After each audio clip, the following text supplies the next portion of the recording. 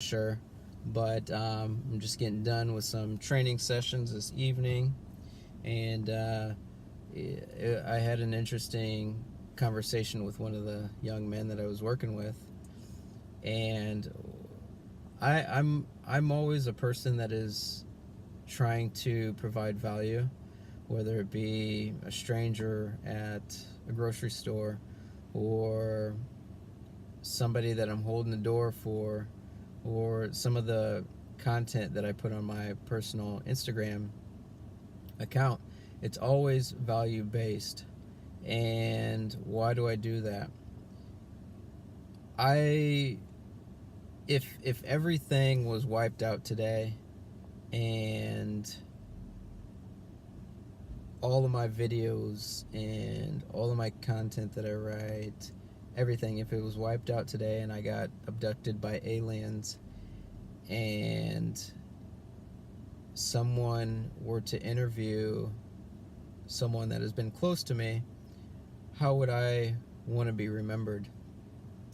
And that's one of the qualities I want to be remembered as is somebody that was authentic, somebody that was continually giving himself and providing value to those around him, close to him, and even strangers.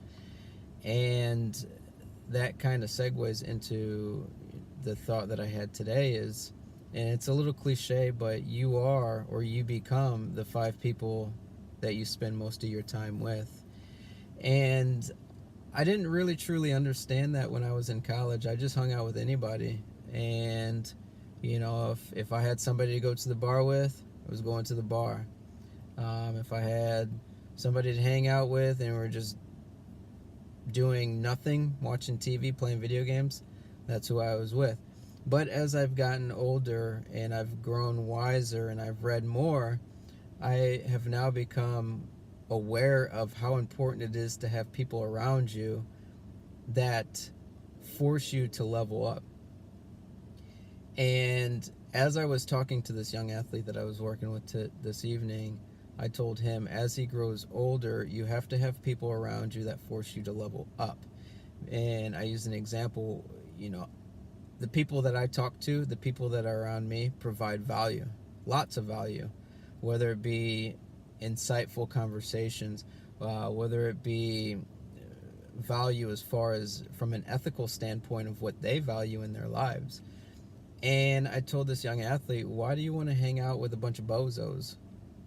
And bozos can be, the 3 or 4 friends that you pop bottles in the club with every single weekend.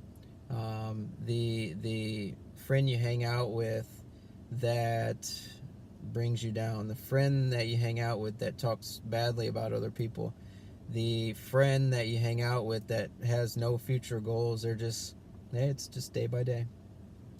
And don't get me wrong, I have days where I'm just like, man, what am I gonna do in the future?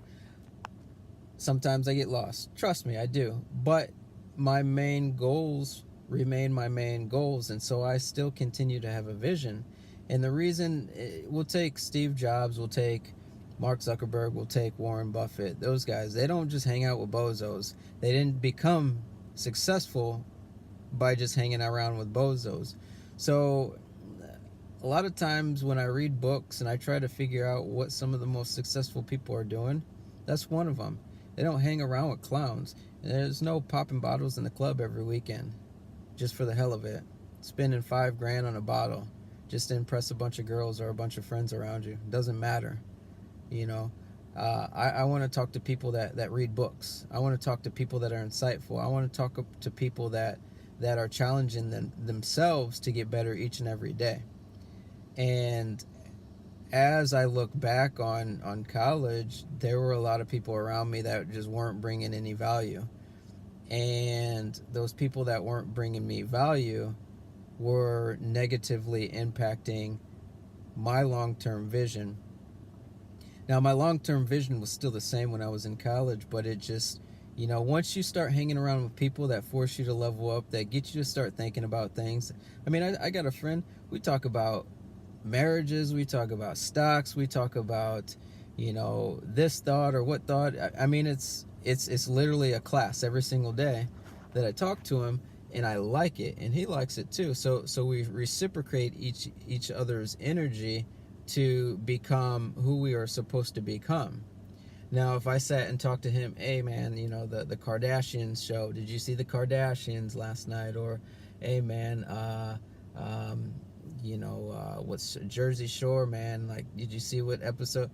That's rubbish. Now, don't get me wrong. I'm not talking badly about those people because they're very, very successful. But that's not where my attention's at.